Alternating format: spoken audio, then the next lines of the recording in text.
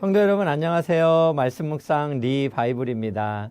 시작된 한 주도 오직 하나님께만 소망을 두고 희망의 이웃이 되시기를 진심으로 축복합니다.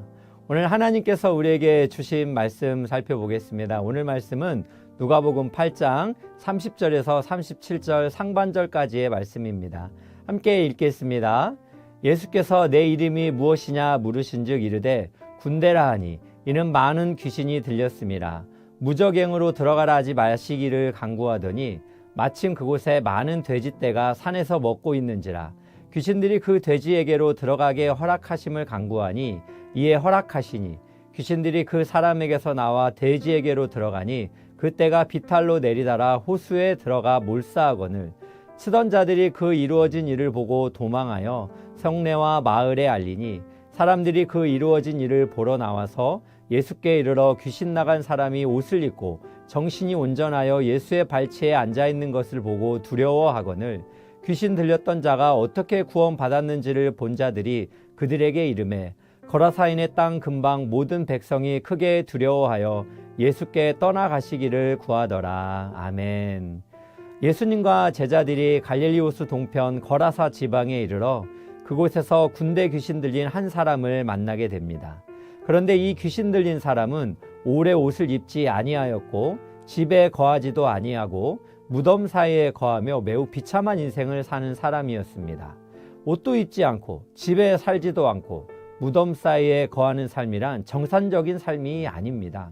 그래서 마가복음 5장 4절을 보니 이 사람을 고랑과 쇠사슬에 메었어도 쇠사슬을 끊고 고랑을 깨트릴 정도로 아무도 그를 제어할 힘이 없었다라고 말씀하고 있습니다. 귀신 들린 자는 많은 사람들에게 외면을 당한 채 군대 귀신에 들려 있었습니다. 로마에서 군대라는 말 자체가 가장 큰 단위인 6,000명 정도를 가리키는 것으로 볼 때 많은 귀신에 사로잡힌 사람입니다. 그러나 예수님은 29절 말씀을 보니까요, 이 사람을 불쌍히 여기시고 이미 그 사람 안에 있는 더러운 귀신에게 명하사 그 사람에게 나오라라고 명령하셨습니다. 예수님의 권세는 지극히 높으신 하나님의 아들의 권세이므로 귀신들은 무저갱으로 들어가라 하지 말기를 예수님께 간구합니다. 여기서 무저갱이란 귀신들의 발생지이자 영원한 본향 그리고 궁극적인 심판의 장소입니다. 귀신들이 무저갱으로 들어간다는 것은 그 권세를 더는 구가할 수 없는 소멸을 의미하는 것입니다. 그래서 귀신들은 때마침 주변 산에서 돼지떼를 발견하고 돼지떼에 들어가게 해달라고 간구하고 있습니다. 그래서 예수님께서는 귀신들이 돼지떼에 들어가도록 허락하십니다. 그러자 군대 귀신이 그 사람에게서 나와 돼지떼에 들어갔고 순식간에 산비탈에 갈릴리 호수로 내달려 몰사합니다. 이로써 악한 귀신이 무저갱으로 들어가는 날은 유보가 되었습니다. 그러나 귀신이 부정한 곳을 거쳐 삼아 권세를 발휘할 테지만 결국 영원한 멸망이라는 것은 변함이 없습니다. 유보된 그 시간에도 여전히 예수님의 권세가 악한 귀신의 권세를 압도할 것입니다. 예수님의 허락은 귀신의 추방을 의미하고 추방된 그곳 갈릴리 호수도 예수님의 통제 아래 있음을 우리는 기억해야 합니다. 예수님의 영적 권위는 귀신을 압도할 뿐 아니라 한 영혼을 치유하는 권세입니다. 예수님은 한 영혼을 구하기 위해 2,000마리의 돼지떼를 손해보는 상황도 주저하지 않으셨습니다. 예수님은 물질적 손해를 감당하면서도 한 영혼을 존귀히 여기셨습니다. 예수님의 치유는 단순히 능력을 보이신 사건이 아니라 사랑과 긍휼에서 비롯된 것임을 우리에게 보여주고 있습니다.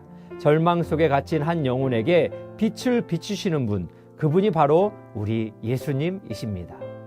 돼지를 치던 목자들은 이 사건을 목격한 후에 마을과 주변 지역에 소식을 전했습니다. 그런데 마을 사람들은 귀신 들린 사람이 온전한 정신으로 예수님의 발 앞에 앉아 있는 것을 보고 놀라움과 두려움에 사로잡힙니다.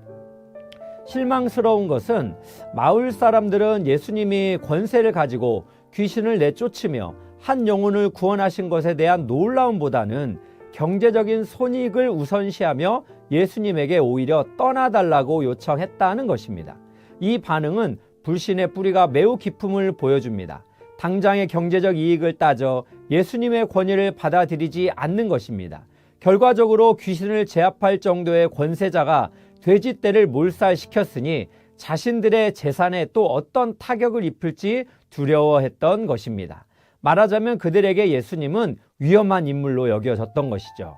그래서 마을을 떠나주시기를 간구하고 있는 것입니다. 이는 귀신의 반응과 매우 흡사하다라고 생각할 수 있습니다. 우리는 이 말씀에서 나는 과연 물질보다도 한 영혼을 향한 예수님의 마음이 있는지 스스로 되돌아보게 됩니다. 또한 예수님을 믿기 때문에 겪는 고난도 각오해야겠다라는 결심도 해봅니다. 거라사 지방의 마을 사람들처럼 예수님의 권세를 배척하는 사람들이 있음을 볼 때 하나님 나라의 제자들은 반드시 영적으로 공격을 받고 사람들에게도 배척을 받을 것을 감안하고 고난 속에서도 흔들리지 말고 담대히 나아가야 할 것입니다. 우리는 오늘 말씀을 통해서 예수님의 권세는 귀신도 사람도 거라사 지방뿐만 아니라 갈릴리 호수까지도 통치하시고 다스리시는 만물을 다스리시는 절대 주권자의 권세입니다. 그러므로 우리는 예수님의 권세를 힘입어 복음을 전할 때 영적 악한 세력과 사람들에게도 주눅들지 말고 거침없이 담대하게 전해야 할 것입니다.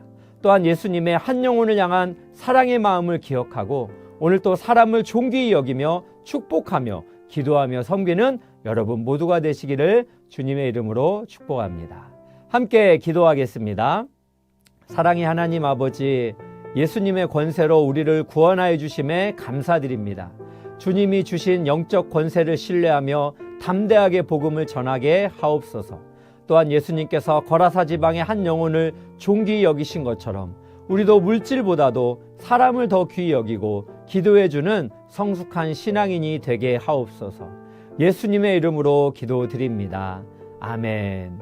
오늘 또 두 가지 기도 제목 가지고 함께 기도하기 원합니다. 첫 번째는 오직 예수 그리스도의 높으신 권세를 신뢰하며 삶의 예배자가 되게 하옵소서.